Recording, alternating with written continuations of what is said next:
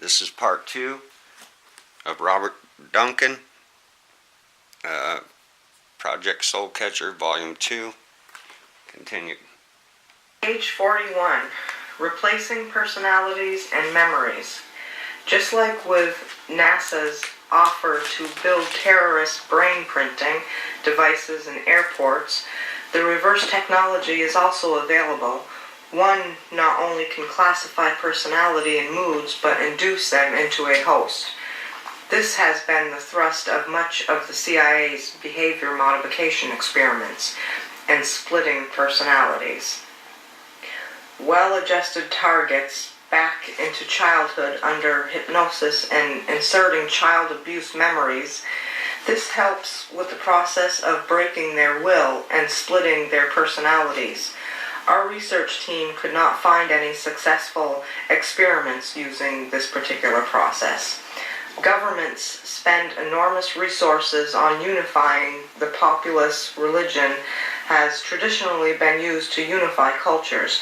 However, a more intrusive form of unification has begun, which develops children and adult brains within a very constructive box: dream and thought entertainment. Brain entertainments over the population is being tested to see if they can restrict and induce a limited set of thoughts, thereby controlling popular opinion, coursing human perception to a common reality, and in a sense stealing their soul from self-determinism without their knowing or consent. Governments find it easier to govern when everyone thinks the same. Personality implantation using electromagnetic entrapments helps this agenda. Think of this as a virus that copies itself to every human being, effectively taking over the natural order of society. With induced voices, be it by technologies and/or, it is more or less a harassment, but at the same time, it overwhelms the person to the point that that person could have a temporary breakdown and/or be just so lost, scared, confused, more or less just from the fact of not understanding what is taking place with them and/or to them. The brain stimuli, again, through radio frequency and electromagnetics, again, stimulates the brain to the point where the person can't think sometimes. Other times it makes them over-anxious, one thing or another, so they act hasty, erratical, to the point of bewildered is a good one, of not fully being under their own control. They are being remotely controlled, pushed into different segments or issues or actions or emotions and so forth. I'd also like to add in on that it's a lot deeper than that, because when you use electromagnetics and microwaves stimulated with neurotechnology in your nerve systems and your brain, your cerebral cortex, etc., what it does is it stimulates you to the point where your brain will create secretions of overpowerful hormones combined with that of your saliva glands and everything else, which would actually cause health issues, severe and dangerous health issues.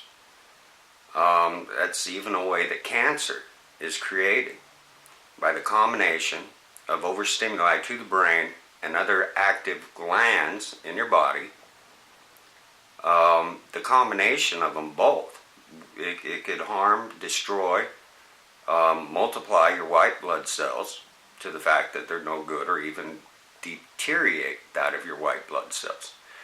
With all the different chemicals that will be intermixing at one time, too potent for your body to handle, overriding the system and causing serious issues. Continue.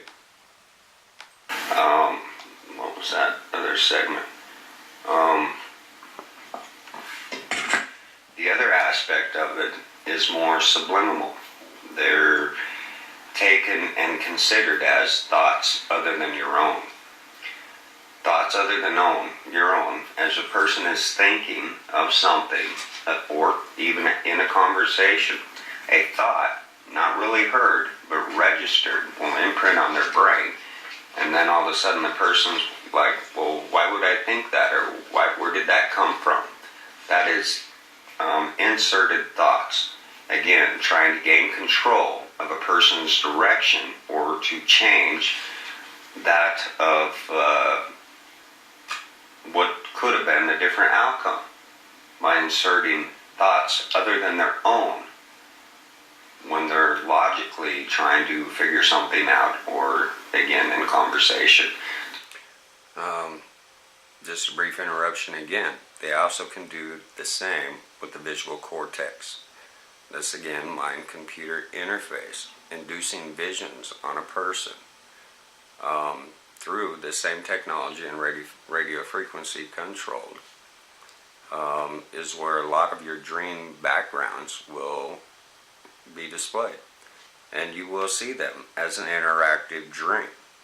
A lot of these dreams will be kind of weird, kind of strange. I would like to label it as deja vu, when you have a dream more than once, or repeated back to back to back when they're looped. That's technology. If you know anything about dreams and what the true concept of dreams does and how it does come in, there's no talking, there's no conversations, and dreams last basically for mere seconds, if even that, mere seconds. It's more like a vivid passing. Something is trying to alter the mind's perception, be it putting doubt in, be it putting fear in, be it suggestions, or implanting ideas into their mind. The mind will usually pick up on these intrusions and then question where that would come from. So all these technologies, they're foreign to the body and foreign to the mind. Your body, your mind will pick up on these indifferences, and your mind and body will question them. They will question them.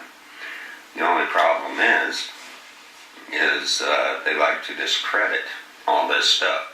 There's more books, more facts, more evidence pertaining to all this technology than there isn't. I mean, there's more literature on this than there is even the Holy Bible. It is that complex. And it has been going on for over 100 some years now, even though mastered in the last 70 years. Basically every nation, Europe, Russia, China, America, have all been playing with this technology back into the early 1900s to late 1900s. Page 42, cognitive containment. Cognitive containment. Government technology secrets that leak out using psychological tactics which make the ideas appear absurd or like science fiction program. The populace using the mass media information stream and still seems to be preferred today. Cognitive containment also includes thought and memory filters, which evolved out of the CIA program EDOM, Electronic Dissolution of Memory. Entire populations could be made to forget about Holocaust, for example. This is not an exaggeration of the capability of the current technology. Specific memories can be targeted as well as general thought patterns. For example, the propensity towards violence can be amplified or dampened in the target's host. Now, in the most extreme cognitive containment techniques become a mind prison that That is why this technique is listed as a malicious payload of mind viruses.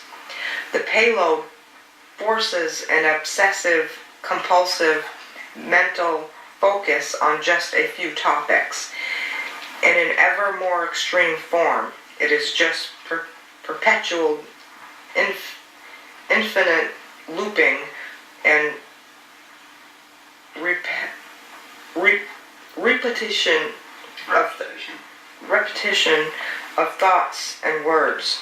This payload completely shuts down the host, be it a computer or biological. This was one of the first capabilities discovered back in the 1950s. What this is referring to, again, all this refers to is a constant use of state of hypnosis. Be it subliminal, be it direct, be it sound generated, binary, coded, thought projection, thoughts other than your own. It also goes very deep into the altering of memories, the scrubbing of memories, the deleting of memories, the reinsertion of false memories, totally altering that of the person's hard drive within his mind.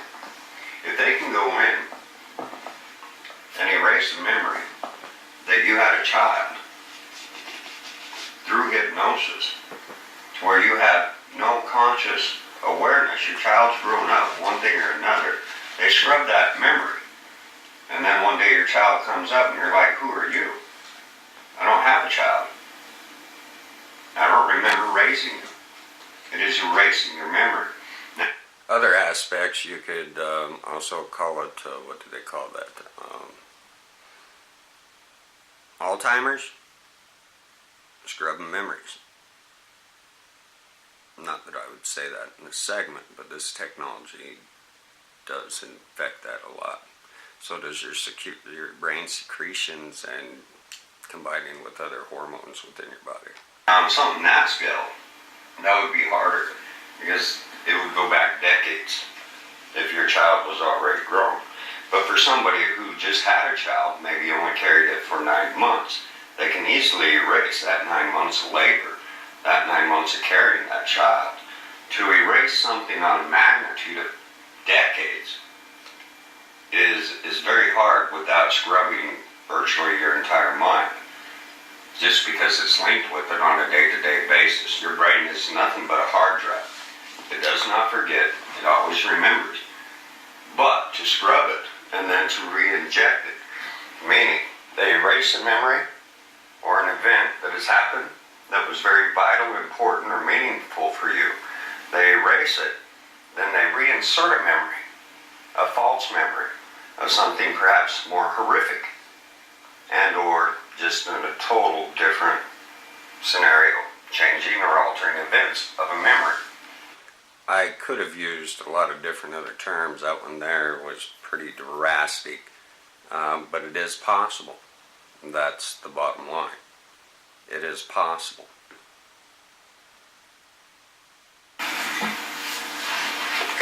Page 43, infinite looping. Infinite looping is another form of denial of service attack. In the psychology industry, when it occurs naturally, it is often termed brain lock, leading the obsessive-compulsive disorder like washing the hands, cleaning, or even anorexia. But in the induced complex, it generally exhibits a cognitive quality of paranoia and people watching them. The human virus computer program can find patterns of the mind that will loop over and over again, with each stimulus with no diminishing quality. This is just one kind of attack into the human mind that creates a limiting cognitive containment signal. The average human's personality and speech patterns are far more limited than the subjective experience would be led to believe. Most people loop and they say old things like a dementia patient of war forgetting who they have told their life stories to. Horrific and strange obsessions can be created. For example, there is a rare example of people who have an obsession with amputating their legs or hands. They seem normal in every other way. A mind virus that locks in this brutal obsession is very feasible these days. If the brain signal can be recorded or artificially created, it can be fixed to be constantly triggered in any target brain over and over. These are just variations on the same technology that is used to create psycho bombs, for example. Just neuro programming through repetitive training sets into a target brain. The program can be anything from obedience to obsession, even full submission.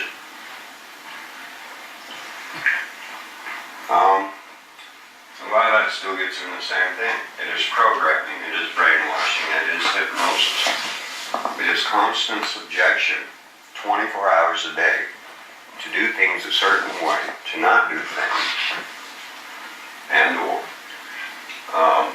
It is really problematic, but still mind control. When you control it and fully dominate another person by this, a lot of this doesn't just happen overnight. It's a long-term scenario that is built into the individuals or their targets. All of this falls under non-consensual human experimentation.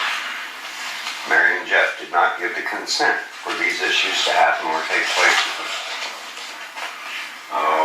We did not do the same when it happened to our family and or the decades that it's gone on and probably will continue. It's really quite devastating on any aspect and horrific if you're the ones that have to live it.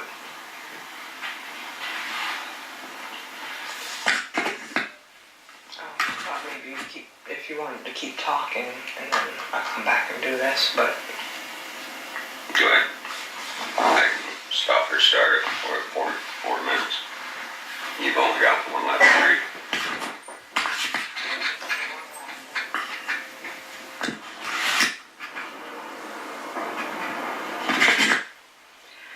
Page 285.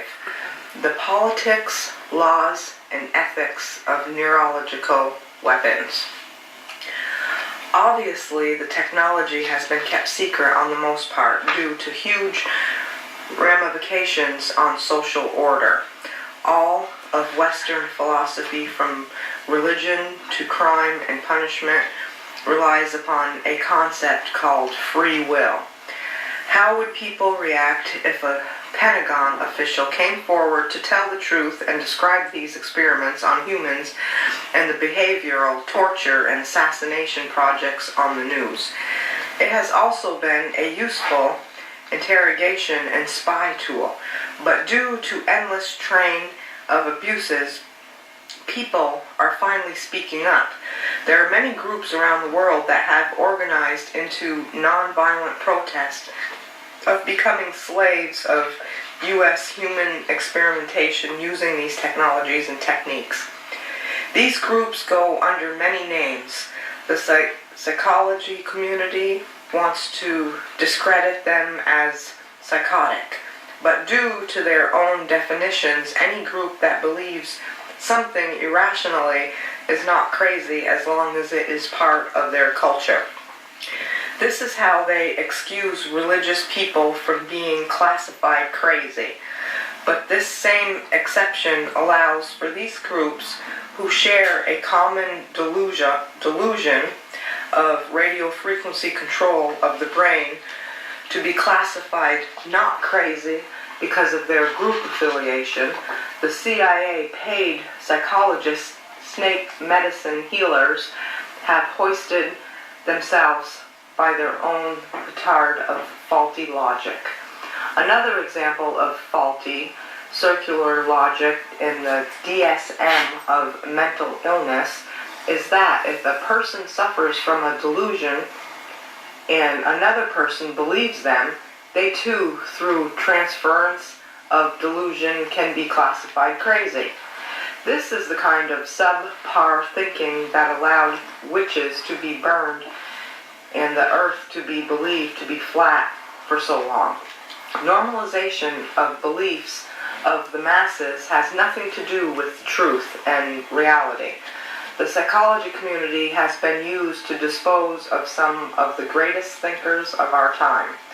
The philosophical debate of free will has gone on for millennia and even still occurs in some college dorms today. But the debate has long since been over.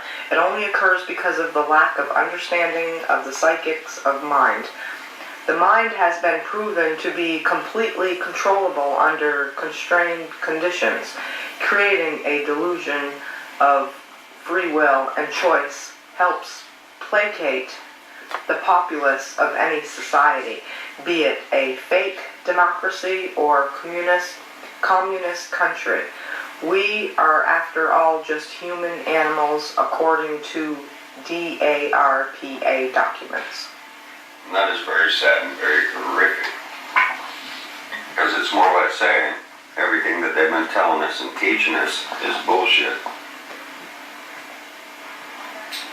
That anybody who just does not bend or mold into what their liking is, anybody who does not want to accept their word as God, is going to be labeled as a problem, as a delusional, or somebody who needs medicated. Anybody who speaks out on these topics like I have, they will try and discredit the same way. And again, try to force medicate. And or turn the public against, because they do not want the people of the public, number one, to know about mind control and or the manipulation, hypnosis, versus these technologies that make it all work. Especially when it does also affect and does involve your body with nano microchipping, radio frequency torture, etc., electroshocks, all the medical issues that is actually strictly related to nanotechnology, and neurological weapons. And it's really hard to get any doctors or anybody to help. They resign. You show them the information, you explain to them what's happened, and they flat out resign within a few months.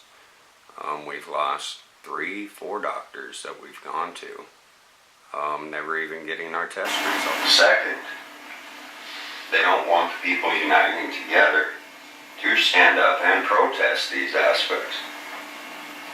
Meaning, more and more people are going to be continuously victimized on a larger, more mass scale, just to silence the population. That nothing interferes with their agenda. And that is horrific. Now then, my aspect of this, as I was saying earlier, they can use anybody and everybody, flash that badge, go to any organization, any business, whatever, tell them, look, this is national security, and or we need your help to shut down this business. We need your help to shut down this corporation. And or, again, like our missing bank accounts, other monies and stuff, to the questionable aspect here of Mary and Jeff, and the estimated 65,000, maybe even more, that has been embezzled from us. On the audio recording that I received of Mary and Jeff and the people in their homes, interrogating them, putting them on a polygraph, victimizing them with the same technology, with the use of hypnosis, etc., programming them not to remember they were there, programming them not to remember that they're coming back, whatever. Again, my family has been primary targets. Now then, with what I've captured on the audio, and even at the end of the audio, after they're hypnotizing and programming Mary and Jeff not to remember anything, they also tell them that they're going to be back the very next day to do it again. On the audio, Jeff says, I have to work. They tell Jeff, well, you work right here. Versus, they're going to be back. Why do they need to repeatedly keep going back into that house with Mary and Jeff? Why did they need to do the same with me and my family, my loved ones, my wife, my mother, our mothers, our kids? What do they need to go back for? And again, this took place back in June, July, August. It's November.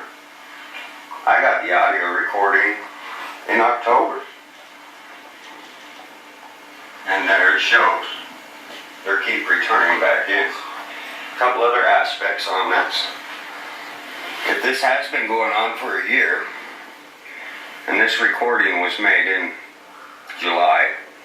June, July, August, and they keep returning. The oddities here is again, I notified the deputies in October. Mary has been silent. Even on the recording states, nobody knows that they've been stealing it or taking it, that they've been taking thousands for a long time. I'm going to stop right there because that's going into something else that I'll elaborate on later,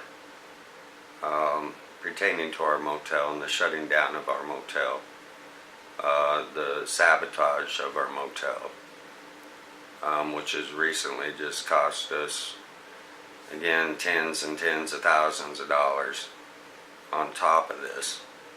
I'll go into it. I'm just going to skip through the rest of this recording, see what's left. If there's anything valuable on there, then I'll let it play, but for the most part, that pertains to Dr. Robert Duncan's book, scientist, inventor of this technology, spokesman against this technology, and with the League of Justice, a group of scientists speaking out on this technology and the uses of the technology and how it's harming our people. So let me skim through this real quick. I don't think any more of the book's being read. If not, then I'll close it. Were they? They were going to come up in 2000.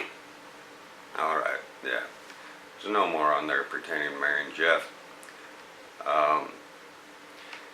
I know I don't have anything posted pertaining to that, but over the course of the year, just for a quick rundown, we left some managers in control of our motel to protect our motel, our interests, to oversee our workers, etc.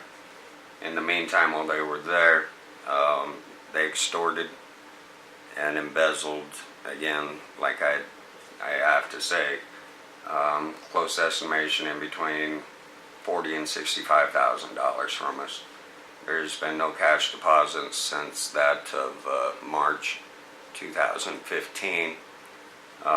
We've received no monies whatever from cash sales. While that was going on, I believe this recording that I'm speaking of was made around July, August. It is identified on that time range by the people that are mentioned within the recording. Railroad crews there, Gino's crews there, some of the truck drivers from, I want to say Highland, but it wasn't necessarily Highland. We're crews out in Wamsutter. Mary and Jeff were there, Brianna Romero was there, all these names are mentioned on there. The recording that I have that I'll probably post pertains to them embezzling our money, stealing it, having 2-3 ledgers when we left them one ledger, them falsifying ledgers while they're embezzling our money, them throwing out ledger tickets and room receipt tickets as they're embezzling the money. It pertains to officers, or what is described as officers, and both identified as officers by those who are speaking and violating Mary and Jeff with this technology, and also identified as law officers by Mary and Jeff as they're being questioned and interrogated under hypnosis. Several times they're yelling at them, telling them to get out, etc., etc. I was undergoing through surgeries and other things during that time frame. Essentially, it was around October, and we've had a suspicion that Mary was embezzling money for a few months. We've been trying to get direct answers out of her, and we're unable to, pertaining to where our money is, when she's going to make our cash deposits. We're getting the runaround.